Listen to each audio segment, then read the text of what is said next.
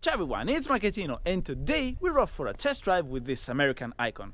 In pure USA style, just listen to that.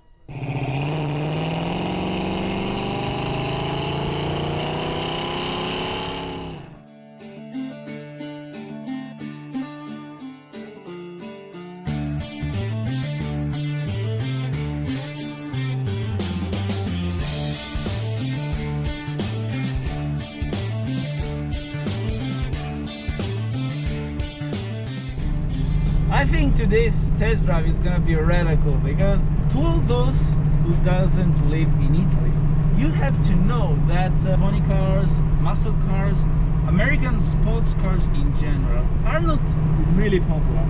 You don't really get to see them very often, especially the classic ones. So today it's a great opportunity for me to drive this American legend. I'm talking about the first generation of the Dodge Challenger. This one I'm driving is an RT version. It's completely original, matching numbers. It's coming from Los Angeles, so all the way from the USA to North Italy. I like classics because they're kind of cars that convey smells, emotions that you cannot find on today's cars anymore. During one of my latest trips in the USA, I rented the latest generation of the Dodge Challenger RT and I really did enjoy it, and I'm looking forward to have good fun with the mother of all their newer Challenger models. One of the first things that have impressed me by looking and driving this car is the quality. You have to think that this car has been built in 1970, 50 years ago, and everywhere I look and touch, the vinyl, the plastics, the wood, the build quality feels so good, everything feels so solid. It's a kind of quality we don't find on today's cars anymore. And thinking that all the things I'm looking at are half century old, this is amazing. I'm just cruising, but listen to that. It's an American car, so it must have a loud V8 engine.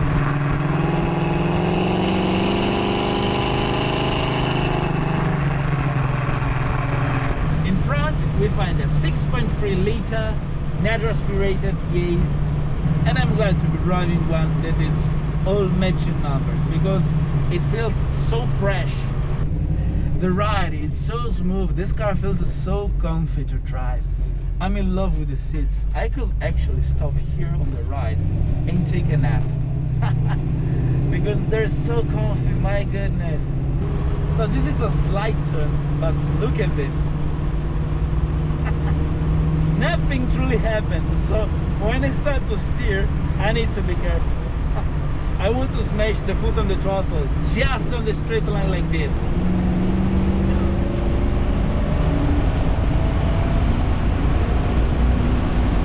6,000!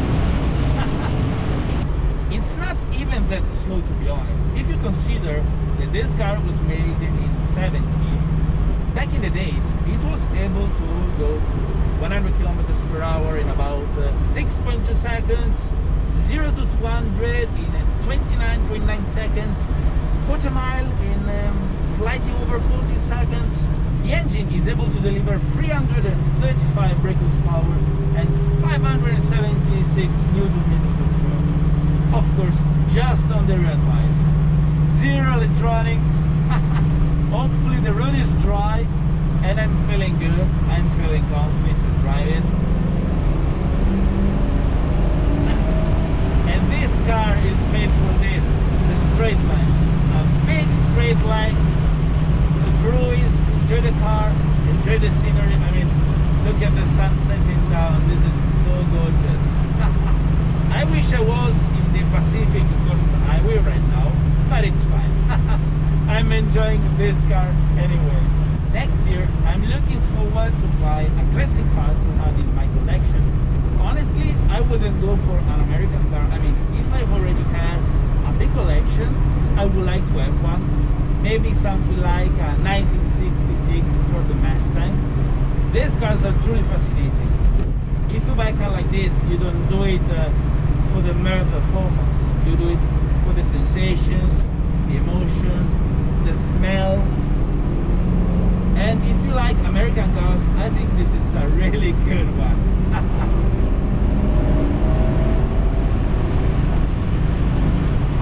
There's no need to change gears because here on this one we find a not so impressive 3-speed automatic transmission. Durations must be pretty long. But the great thing is that being an American engine, even at the low revs, this car has so much power and torque.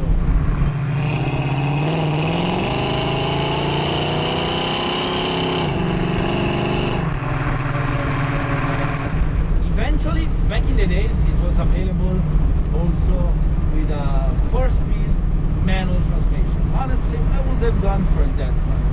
But being a car born for the American market, it makes sense also with the auto transmission because, you know, in the USA, cars like this are meant also as a daily driver, not necessarily as a sports car to use just on weekends and enjoy around windy roads.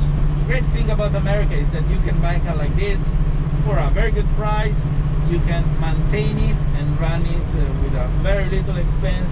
So this is also one of the reasons we don't really get to see cars like this in Italy.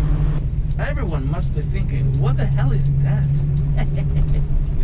As I said, these cars are not very common, so wherever you go, everyone turns their head to see the car, and whenever you stop, you always have to be ready to answer to the questions of the curious, because yeah, with this kind of car, everyone is curious and want to know more about it. Does it steer?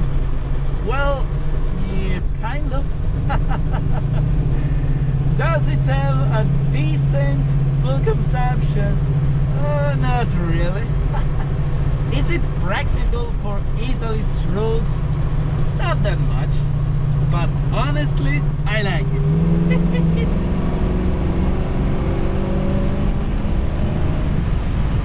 Whenever you smash the foot on the throttle, you hear the sound of America.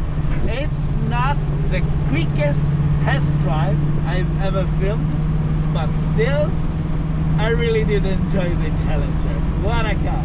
I hope next time to be driving it around Los Angeles or places like that, but having a taste of a truly American icon in Italy, well, it's been a pleasure, definitely. I hope you guys did enjoy the video. Make sure to subscribe to my YouTube channel for more. And as always, thanks for watching. Ciao!